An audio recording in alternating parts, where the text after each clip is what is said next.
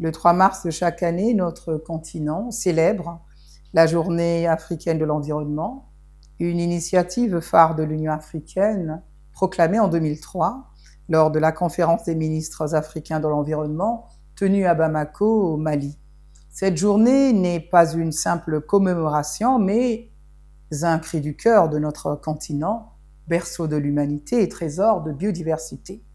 L'Afrique, qui abrite 30% des forêts tropicales restantes du monde et une faune d'une richesse inégalée, nous appelle à l'action. Chers compatriotes, permettez-moi de poser un diagnostic clair et sans complaisance sur notre continent. Commençons par le climat.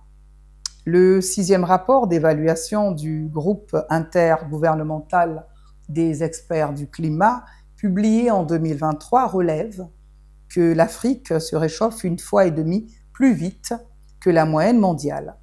Selon le dernier rapport de la Commission économique pour l'Afrique, plus de 250 millions d'Africains risquent de souffrir de la faim d'ici 2030 en raison du changement climatique, alors même que notre continent n'émet que moins de 4% des gaz à effet de serre responsables de ce changement.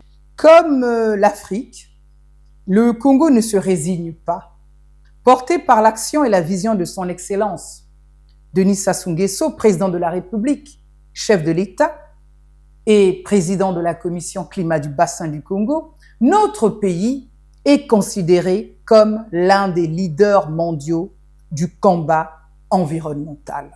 Du sommet des 3 bassins forestiers tropicaux de la planète à l'adoption par l'Assemblée générale de l'ONU de la décennie mondiale de la forestation, en passant par l'opérationnalisation de la Commission climat du bassin du Congo et de son outil financier, le Fonds bleu, en attendant le démarrage imminent de la radio-télévision du bassin du Congo, Brazzaville est devenu l'un des pôles de référence continentaux du développement durable.